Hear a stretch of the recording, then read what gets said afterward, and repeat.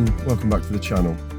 And if you're new here, my name's Martin and the channel's Cut Loose, and we're all about sort of life and adventures after retirement. So today is quite a big day. I've spent the evening with some friends in Wicken, and now just about to set off to go to Northampton, where they're going to lift the boat out of the water. Can't find the keys. There's the keys. They're going to lift the boat out of the water to do a hull survey. So I want to be there for that. Yeah, should be exciting. See a boat dangling from a piece of rope over the canal. Yeah, not scary at all. Okay then, see you later. Well, the intention had been to see this lifted out of the water, but by the time I got here at 12 o'clock, should have come out at 2. By the time I got here at 12 o'clock, she's already out. So, yeah, a bit disappointing, but never mind. It's a bit grubby below the waterline, but I'll wait for the guy that's going to be doing the surveys to come and see what he thinks. There you go. Well, in the meantime, this one was being lifted out, and I guess it's something for the purists. It's not really prime television, but when you're here in the flesh watching it, it's actually really interesting. So enjoy.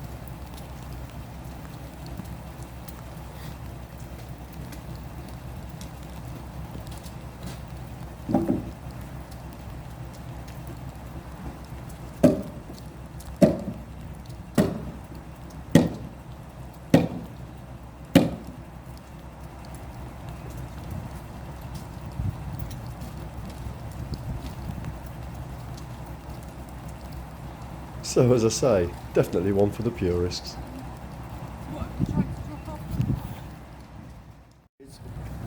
Like I say, the vulnerable points of the water line Yeah.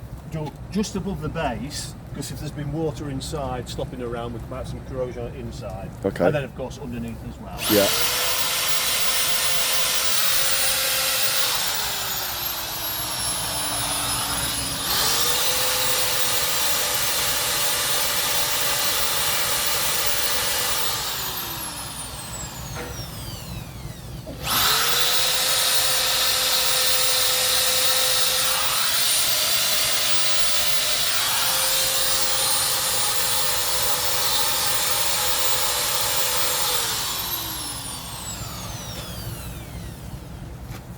What the marks there, so my missus knows where to look. I'm getting in the neck. You've not rubbed it off enough.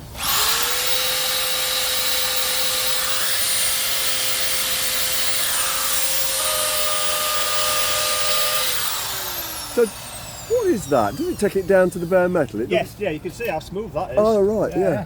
Yeah. So that's really, really. So that's really not good. steel then, it's rubber. Oh, this thing? Yeah. Oh no, these are tungsten carbide tips. Oh right. Yeah. I just wonder why there are no bloody sparks coming off it. Yeah, it's like kind of a hammer action. I see. So it's more just chipping it away. Yeah. Although Yeah. sometimes you do get a bit of splash. Yeah, this works. You see, sometimes some guys use like a disc, and all it does is melts the black in. Yeah. Yeah. Up, you know. Yeah, I mean you can get that with sanding discs, can't you, if you got the wrong sort of material. That's right, yeah.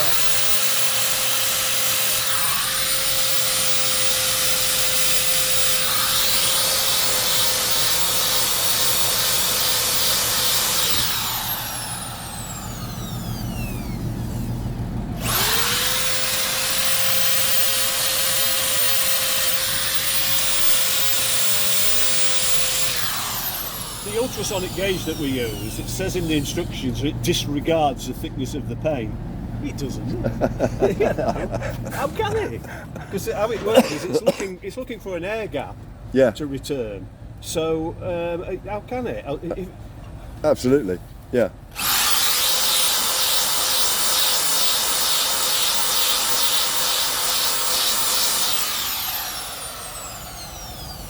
What it does do, though, you know it's working, because if you do a boat that's been overplated, Yeah. Oh, I see. it knows. Yeah. So because it detects the gap behind, so it comes back and gives you the thickness only of the overplate, not of the two combined. Yeah. So you think, oh well, it does work. Yeah.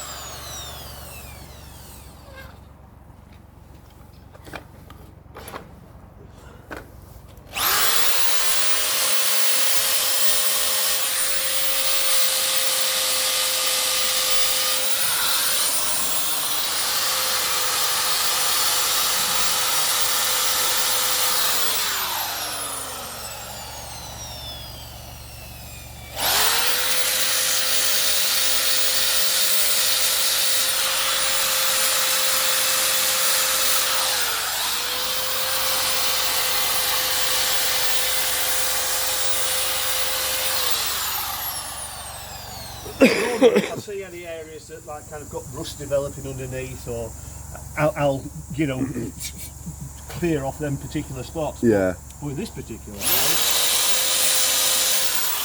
in this case, It looks superficial, doesn't it? looks terrific. Yeah. Yeah, that looks superficial. I mean, I will get him to take those down and coat it with something. Yeah, they usually put a couple of coats around there. Yeah. And a couple of extra coats on. Yeah.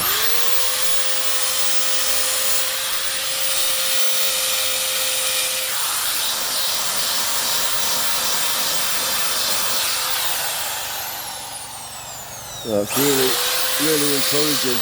What? Really encouraging, mate. Oh, it is. Really No, encouraging. I'm really pleased that it. Yeah. I suspected it might. Yeah. I suspected it.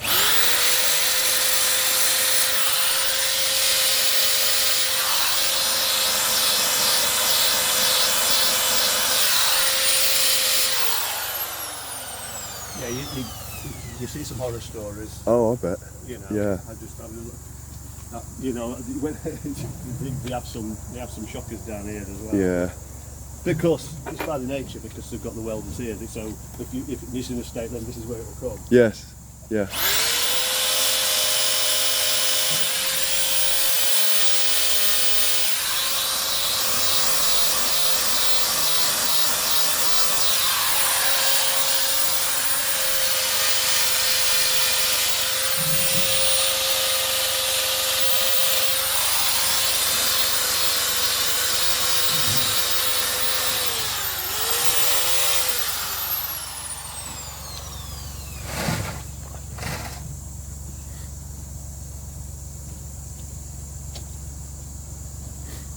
Do those anodes look all right? Or do you think a lot left. I thought they were on. Look a lot on those. Yeah, Yeah. yeah. No, Yeah.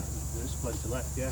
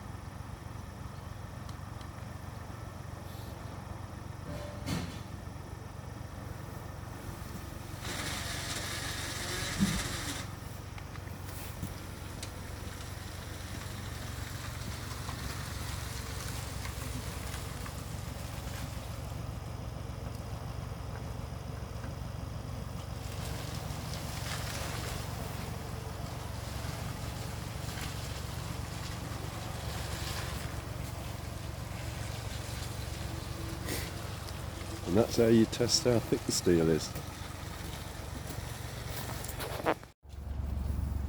Well, these are the thicknesses of the steel on the hull, and as you can see, the base plate is 10mm, which is pretty much what they're built with, and considering it's 1988, it's pretty good. Much better than I expected it to be, so this is really encouraging. I could have myself a boat.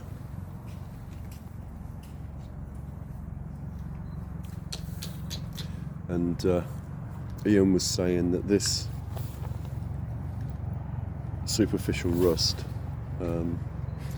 it's nothing. It's at the intersection of water and air, and you always get corrosion there. But he said there's very little pitting. It's very good. And yeah, to see 10mm on there is amazing.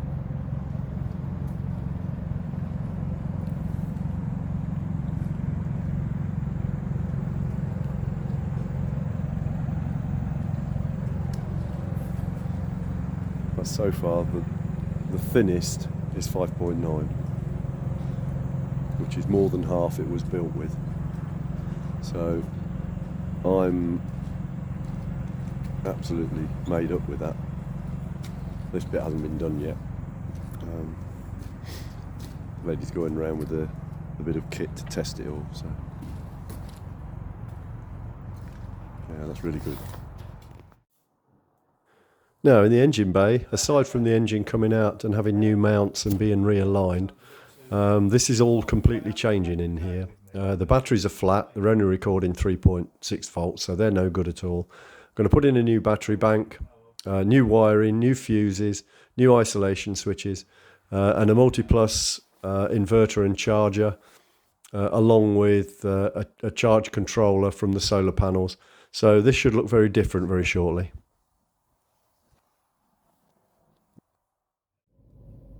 Well then, that's the survey done. I actually missed the lift out, which is a bit disappointing, but I did see one of the boats lifted out. But the survey was really encouraging. The steel thicknesses are almost pretty much as when they were built in the 1980s. And Ian, the surveyor, said, you know, you sometimes find people will say you need a boat no older than sort of 20 years old, otherwise your steel thicknesses are good. He said it's rubbish. He said you get a boat that was built with good steel and it'll be as sound as anything. So I'm really pleased by that. There's loads of room on the roof for solar panels. Whoever designed the roof furniture made a really good job of it because it's not cluttered with stuff. There are button fenders, which I thought I was going to have to go and spend several £100 on fenders before I can move it, but no, there are button fenders. The engine bay looks really tidy and usable. So in terms of space for batteries, it's going to be fine. The one thing that is a little bit not concerning is that the where all of the new electronics has got to go, excuse me, there's not a lot of space, so I'm going to have to plan that carefully to fit everything in. But otherwise, as I say, that was really encouraging, and he gave me a lot of confidence, and as I was walking around I thought, oh, this is going to be fantastic. Anyway, I'm now going to set off back to Eve's. Should be back nice and early, so I don't know whether she'll be pleased or not by that, but anyway, we'll see. Okay then, if you've found this interesting, it's me wandering around a boat taking pictures of scribblings on the hull. Then think about subscribing. If you want to see the next instalment, then ding the old bell, because then you'll get notifications. And if it's been of any use, then give it a thumbs up. Okay, take care then. Bye.